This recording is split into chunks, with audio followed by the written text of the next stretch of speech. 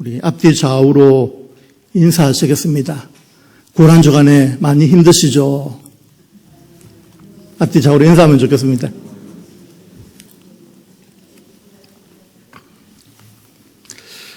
뉴스를 보니까요,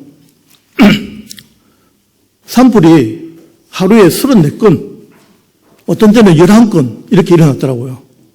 우리 성님도 놀라지도 않으신데, 시골에 살아보면요, 저희 시골은 산면이산인데 불 한번 나쁘면요 끝장납니다. 그래서 위험한 걸 알아요. 예, 요즘 가뭄도 가뭄이지만 이 산불 나니까 대책이 없더라고요.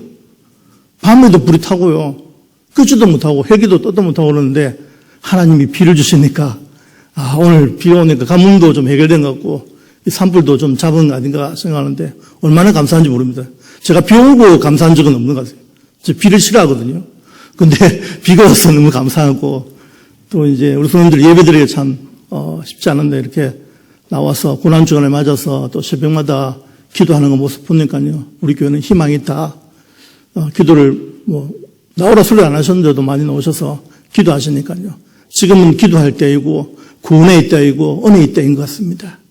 그래서 기도의 불이 타오르고 있는데요, 이 불길이 아마 부흥의 불길이 되리라 싶습니다. 하나님께서 또 보내주시고요, 그 주일학교부터 우리 이제 작년층까지 부흥이 일어나고 또 새학교들 들어오면서 교회가 성장하는 것을 볼 때에 얼마나 감사한지 모릅니다. 오늘 말씀은 이제 좋은 일꾼의 자세인데요, 바울이 디모데에게 말씀하시죠. 바울이 디모데에게 주시는 말씀이지만 오늘날 저와 성도님들에게 주시는 말씀입니다. 바울은 1세대 사람이고요, 디모데는 2세대 사람입니다. 복음의 1세대와 2세대 나누시죠. 근데 신앙을 전달하고 믿음을 전달하고 신앙 유산들을 전달하는 것을 볼 때에 부탁을 하게 되죠. 오늘 말씀은 1절부터 이제 13절까지인데 이걸 딱 5자로 얘기하면 복음과 고난입니다. 복음과 고난. 주제가 복음과 고난이에요.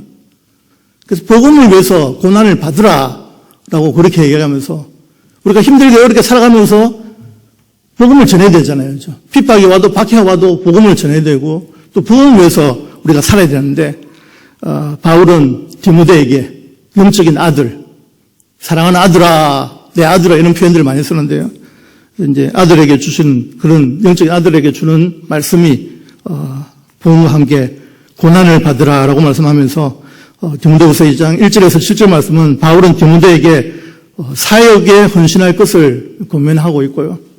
그리고 8절부터 13절까지는 바울은 그리스도인들이 복음 때문에 고난 당할 만한 충분한 이유가 있다라는 것을 말씀하고 있습니다. 복음과 함께 고난을 받으라라는 하면서 이제 4가지 동사를 사용하면서 구체적인 이제 행동 지침을 주는데요. 첫 번째로는 강건하라라는 것입니다. 강건하라. 1절에 보시면 내 아들아, 그러므로 너는 그리스도 예수 안에 있는 은혜 가운데 강하고, 이 강하고라는 말은 은혜 가운데서 강건하라는 것입니다. 그리고 두 번째로는요, 2절에 보면 부탁하라 나오죠. 그리고 3절에는요, 고난을 받으라. 그리고 7절에는 생각해보라. 이런 행동들을 통해서 우리는 복음을 전하는 삶들을 살아야 되고요. 복음과 함께 고난을 받기 위한 훈련의 과정에 복음과 함께 고난을 받으려면 강해져야 됩니다. 강하라. 복음을 또 잘 가르쳐서 다음 세대까지 힘있게 세우는 것이 필요합니다. 2절에 보면 또 내가 많은 정인 앞에서 내게 들은 바를 충성된 사람들에게 부탁하라. 그들이 또 다른 사람들에게 가르칠 수 있으리라. 복음 1세대에 있는 바울이 많은 사람들에게 정인이 되어주고 또 디모데에게 전하고 디모데는 또 충성된 사람들에게 이렇게 전하는 것이 복음이에요. 우리가 살아갈 때에 우리의 신앙을 점검하고 믿음을 점검해 볼 수 있는 것은 가르칠 수 있느냐라는 것입니다. 다른 사람을 가르쳐 보았냐라는 것입니다. 내만 예수 잘 믿고 내만 잘 신앙생활하면 되지가 아니라 다른 사람들에게 영향을 줄 수 있어요. 가르칠 수 있을 정도로 배워야 되고 훈련받아야 된다라는 것입니다. 우리가 요즘 성경을 많이 읽지 않지 않습니까? 바쁘다는 핑계로 성경을 많이 읽지 않는데 읽어보면요, 답이 나와요. 안 가르칠 수가 없습니다. 다른 사람에게 가르쳐야 돼요. 그죠?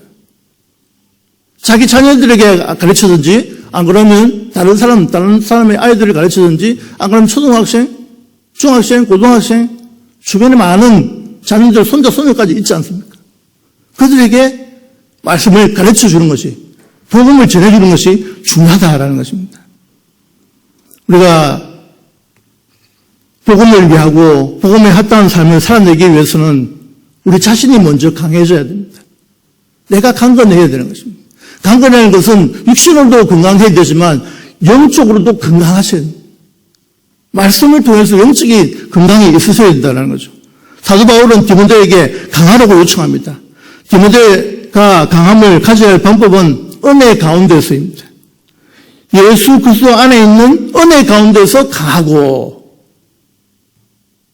우리 성도들이 예배를 통해서 말씀을 통해서 은혜를 받으셔야 됩니다. 예배를 드릴 때마다 은혜가 넘쳐나시길 예수님의 이름으로 축복합니다. 수요 예배가, 새벽 기도회가, 주일 예배가, 주일 오후 예배를 통해서 은혜를 받으셔야 됩니다. 은혜가 넘쳐나셔야 됩니다. 그래야만 내가 영적으로 강한 군사가 될 수 있는 것입니다. 은혜 안에서만 신자는 강해집니다. 성도들에게 강함의 비결은 오직 은혜롭고 진실한 예수님의 충만입니다. 오직 믿음에 의해서만 우리는 예수로 충만하게 됩니다. 예수 충만, 은혜 충만, 말씀 충만, 기도 충만. 충만이라는 단어는 흘러 넘치는 거거든요. 차고 넘치는 거거든요, 잔이. 예수님으로 충만하게 되면 예수님의 마음을 본받아서 온유하고 겸손한 사람이 됩니다. 저 사람은 왜 그래 온유하고 겸손해? 예수님으로 충만하기 때문에 그렇습니다. 우리 성도들 가운데 그런 분들 있지 않습니까? 온유하고 겸손하신 분. 예수님으로 충만하신 분. 주의를 하면 정말 열심히 하시는 분. 남들이 안아주더라도 열심히 섬겨주시고 봉사하시는 분들. 그분들은 정말 예수님으로 충만하시고요. 예수님의 마음을 본받아서 온유하고 겸손한 데 그게 되는 거죠. 은혜로 만들어진 강함은요, 온유와 겸손입니다. 온유라는 것은 부드러움이죠. 네, 부드러움과 겸손이다라는 것이고. 2절에 보면 많은 적인들 앞에서 충성된 사람들, 많은 적인들, 충성된 사람들, 다른 사람들에게 부탁하고 가르치라. 복음의 동력자는요, 두 가지의 자질이 갖추어야 되는데, 첫 번째는 능력을 갖추어야 됩니다. 말씀의 능력. 하나님 말씀을 배워서 가르칠 수 있는 능력이 있어야 되고요. 그리고 가르쳐야 합니다. 가르쳐 봐야 나의 실력을 압니다. 목사님들도 다 쉬운 게 아닙니다. 열심히 배우고 훈련하고 그렇게 가지고 아이들에게 가르치지 않습니까? 그러면 아이들이 그대로 받아들여요. 말씀을 쉽게 받아들이고 또 가르쳐 달라고 하고 그렇게 하는 것입니다. 디모데는 자신이 은혜 가운데서 강한 자세를 가져야 합니다. 디모데는 사도 바울의 교훈을 다른 사람 충성된 사람들을 가르쳐야 됩니다. 가르침을 받는 사람은 또 다른 사람들을 가르치는 결과를 일으킬 것입니다. 바울에서 시작되어서 많은 적인들 앞에서 복음의 능력이 입증되고 디모데에게 이르고 신실한 사람들을 거쳐서 다른 사람들에게 이루는 것. 나로 시작해서 나의 자녀들에게 또 나의 손자 손녀들에게 이렇게 계속 대를 이어서 복음이 전해지는 것입니다. 말씀을 가르치는 것이죠. 그리고 3절에서 7절은 일꾼의 자세입니다. 디모데는 어떤 자세로 사도 바울의 가르침을 받아야 하는가에 대해서 3절에서 7절 말씀을 하고 있습니다. 3절에 보시면 병사 나오죠. 군인, 옛날에는 군인이었는데 병사라고 그렇게 번역이 되었습니다. 3절에 보시면 너는 벌써 예수의 좋은 병사로 나와 함께 고난을 받으라. 4절에 보니까 병사로 복무하는 자는 자기 생활에 얽매이는 자가 하나도 없나니 이는 병사로 모집한 자를 기쁘게 하려 함이라. 병사를 해본 사람이 잘 알 수 있습니다. 군대 가본 사람이 잘 압니다. 저도 군대 갔다 왔거든요. 군대 갔다 왔는데 30개월 해야 되는데요. 29개월 5일 했습니다. 얼마나 감사한지 몰라요. 30개월에서 29개월 5일 하니까요. 얼마 줄었죠? 25일 줄었지 않습니까? 우리 때부터 감축이 있었어요. 군복무가 감축되어서 얼마나 감사한지 모릅니다. 왜냐하면 군생활이 힘들었어요. 사실 저는 진해는 안 가려고 하는데 자꾸 가게 되는 있지 않습니까? 진해는 안 가려고 이제 제대하면 절대로 안 간다. 그런데 가까이 있다 보니까 가게 되는 것 같아요. 예. 그래서 29개월을 하면서 참 교회도 못 가고요. 쫄병 때는. 병이니까, 쫄병 때는 못 가고 그랬는데, 좀 이제 힘들었어요, 사실. 왜냐하면 내 생활이 없고 자유가 없으니까요. 했던 일 또 하고 이러니까 반복하니까 해고는 좋은 게 하나 있습니다. 특박의 차도 나오는 거 있잖아요. 집에 차도 나올 때는 예박, 특박 이런 거 있잖아요. 그죠? 그래서 집에서 귀찮아하는 거예요. 왜 자꾸 나오냐. 근데 있어라. 나오면 매주마다 나올 수 있거든요. 3년 달고 이제 병장 달면 자기 마음대로 이제 하면 나올 수 있는데 병사는 참 안 좋은 게 뭐냐면 자기 생활이 없는 거예요. 항상 얽매이게 되고 군생활 안에서 테두리에서 벗어나면 이제 헌병인데 걸리잖아요. 그죠? 잘못하면 또 헌병인데 걸리고 그러니까 안에서 부대 안에서만 생활해야 되고 그게 참 힘들더라고요. 그리고 오늘 보니까 이제 병사로 모집한 자 자기 생활에 얽매이지 않는다. 이 말씀이 이해가 되는 거죠. 또 보니까 우리가 병사로 모집한 자를 기쁘게 해야 되는데 우리가 나라에 충성해야 되잖아요. 그죠? 군대에 부르심 받았으니까 충성스럽게 잘해야 되는데 사실 이제 열심히 나라 지키고 그죠? 해군으로서 열심히 배 닦고 그런 거 하고 그죠? 하면 나라 지키는 일인 줄 알고 잘 했는데 사실 병들 사이에는 이게 인정을 못 받는데 고참들에게는 좀 인정을 받았어요. 그래도 그래서 이제 상도 주고 이러는데요. 참 그게 군생활이 쉽지는 않았다라는 거죠. 그래서 병사로 우리가 살아가는 거. 우리는 누구의 군사입니까? 오늘 말씀 보니까 예수 그리스도의 좋은 군사가 되어야 된다라는 것이죠. 예수님의 군사인가? 이게 중요하죠. 두 번째로는요, 경계하는 자. 법대로 경계하지 않으면 멸류관을 얻지 못한다. 승리자의 간을 얻지 못한다. 했는데 멸류관을 얻지 못하는. 어떤 분들은 어떻게 이기려고 하는 거 보니까요. 법도 안 지키고 그냥 법대로 안 하고 자기 마음대로 하면 이긴 줄 알고 그러는데 사실 승자는 한 사람이잖아요. 달리기 할 때도 그렇고 라인을 지켜야 되는데 벗어나기도 하고 빨리 가는 방법이 없을까 하고 질러가기도 하고 그렇게 하는데 승자는 1등의 승자인데 승리관을 얻지 못할 것이오라고 했고 또 수고하는 농부 국식을 먼저 얻는 자가 마땅하다고 했는데 우리가 농부가 수고해야 되죠. 인내하는 거. 제가 농부의 아들로서 농부의 심정을 너무나도 잘 알죠. 얼마나 부지런하신지 새벽 기도 마칠 때마다 가셔가지고 해주시면 들어오시고 그러니까 농부의 생활 아니겠습니까? 열심히 땀을 흘리니까 가을에 가서 결실의 열매를 맺게 되는 게 농부의 삶이고 정직하고 부지런하시고 또 결과만큼 얻게 되는 부지런한 만큼 얻게 되는 주일이 좋은 것 같아요. 세상 사람들과 차이점은 뭐냐면 주일날 쉴 수 있다는 거. 예배 드리면서 하나님께 영광 돌리고 또 그렇게 쉴 수 있다는 거 그게 차이인데 주일날 일해도 없는 것은 더 많이 없더라고요.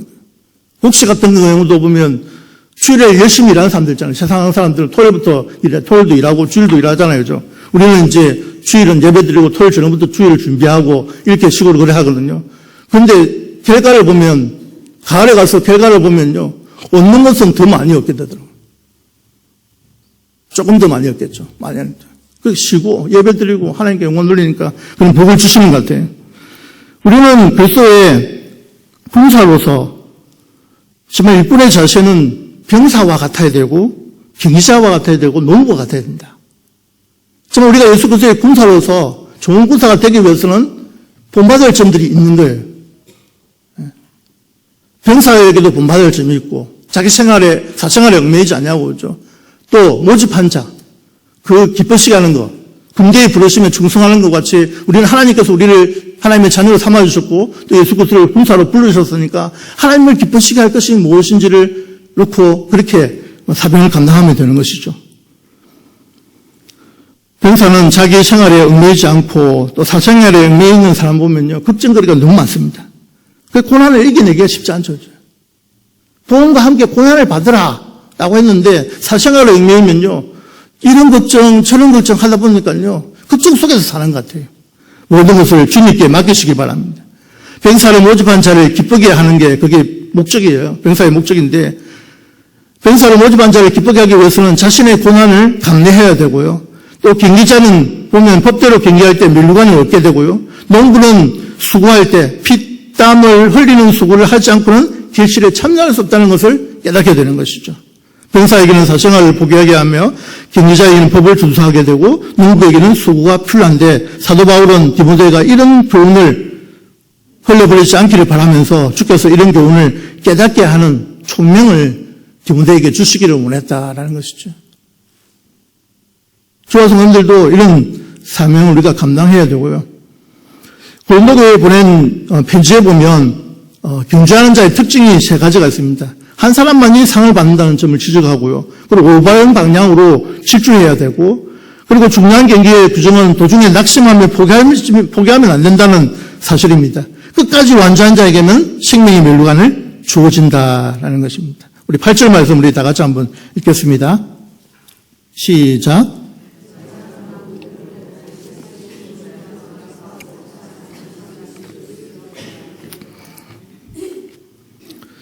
바울은 예수님이 다윗의 씨에서 나신 것과 그리고 죽은 자들 가운데 일어나신 분이라는 사실을 강조합니다. 그래서 다윗의 씨에서 나셨다라는 것은 다윗의 자손, 다윗의 후손, 예수님의 인성을 말씀하시는 것이고요. 죽은 자 가운데서 일어나신 분이라는 것은 예수님의 신성을 나타냅니다. 그래서 예수님의 인성은 고난과 연결되어지고 예수님의 신성은 영광과 연결되어집니다. 고난 뒤에는 반드시 영광스러운 날이 있음을 기억하시기 바랍니다. 고난과 영광, 뗄래야 뗄 수가 없는 것이죠. 우리가 십자가 하면 고난이잖아요. 부활하면 영광입니다. 우리가 살아가다 보면 참 힘든 일이 많이 있습니다. 우리 성도들이 많이 힘들어하는 경우가 많이 있습니다. 물론 질병 때문에도 그런 일도 있지만 가정의 문제, 자녀들 때문에 힘들어하는데요. 계속 고난만 있으면 못 살아갑니다. 그런데 그것을 다 이겨내고 하면 영광스러운 날이 있음을 기억하시기 바랍니다. 영광스러운 날이 있다. 기쁨이 있다라는 것이죠. 즐거움이 있다. 보람이 있다라는 것을 기억하면 좋겠습니다. 바울 복음을 위해서 수고를 아끼지 말라는 그 바울의 권면들을 보면요. 바울은 디모데에게 충성한 자들이 예수 안에서 누리게 될 영광에 대해서도 말씀을 하고 있죠. 10절에 보면 그 말씀을 하는데요. 그러므로 내가 택함을 받은 자들을 위하여 모든 것을 참음은 그들도 그리스도 예수 안에 있는 구원을 영원한 영광과 함께 받게 하려 함이라. 구원을 영원한 영광과 함께 받게 하려 함이라. 원어에서는 8절에서 10절이 한 문장입니다. 그런데 10절의 내용은 8절과 9절에 분리되지 않는다라는 것입니다. 10절은 구원에 관한 설명인데 바울이 복음과 함께 고난을 받는 이유는 선택받은 자들이 구원을 얻게 함이라라고 그렇게 쓰고 있습니다. 10절은 구원에 관하여 세 가지를 설명합니다. 구원은 예수님 안에 있습니다. 구원은 예수님 안에서 영원한 영광과 함께 하는 것입니다. 그리고 구원은 택함 받은 자들을 위한 것입니다. 구원은 영원한 영광과 함께 받게 하려 함이라. 8절, 9절, 10절 말씀이 다 연결되어져 있다라는 것이죠.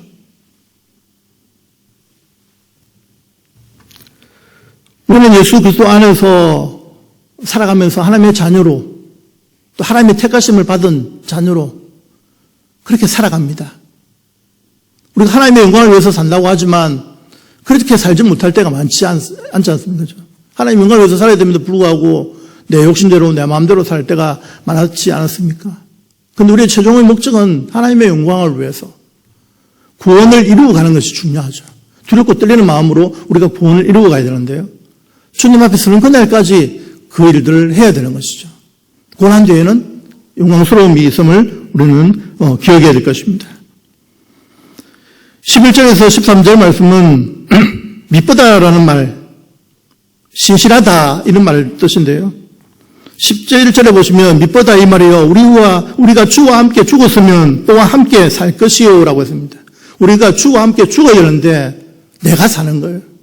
주가 살아야 되는데. 그런 사람들이 많지 않습니까? 내 마음대로 살아가는 사람들은 주와 함께 죽지를 못하는 거예요. 그런데 우리가 주와 함께 죽으면 살게 되는 역사가 일어나는 것이죠. 그리고 12절에 보면 참으면 또한 함께 왕노로 달 것이요. 우리가 주를 부인하면 주도 우리를 부인하실 것이라. 13절입니다. 우리는 밑범이 없을지라도 주는 항상 밑버시니 자기를 부인하실 수 없으시리로다 라고 말씀합니다. 주님과 함께 죽는 것은 주님과 함께 사는 은혜를 가져다주고 복음의 사역의 고난을 인내하면 주님과 함께 동치하는 은혜를 가져다 줍니다. 사도 바울은 한마디를 덧붙여서 정말 신실하신 분은 오직 주님밖에 없다라는 것입니다. 신실하신 주님. 우리가 찬양도 드리지만은 오직 신실하신 주님. 바울은 복음과 함께 고난을 받으면서 선택받은 자들이 해야 될 구원을 이루어 가는 것, 이건 너무나도 중요하다라는 것입니다. 신실하신 하나님을 전적으로 의지하고 하나님만을 바라보고 힘들고 어려울수록 우리가 주님만을 바라보고 주님만을 의지하는 그런 성도님들 되시기를 바랍니다. 사랑하는 성도님 여러분, 예수 그리스도의 좋은 일꾼이 되시기를 바랍니다. 병사가 되시고요. 경기자가 한번 되어보시고 농부가 한번 되어보십시오. 병사는 자기 생활에 얽매이지 않고 병사를 모집한 자를 기쁘게 합니다. 하나님께서 우리를 부르셨고 하나님을 자녀 삼아주셨고 하나님의 예수 그리스도의 좋은 군사로 세워주셨습니다. 그러면 하나님을 기쁘시게 해야죠. 그리고 경기자입니다.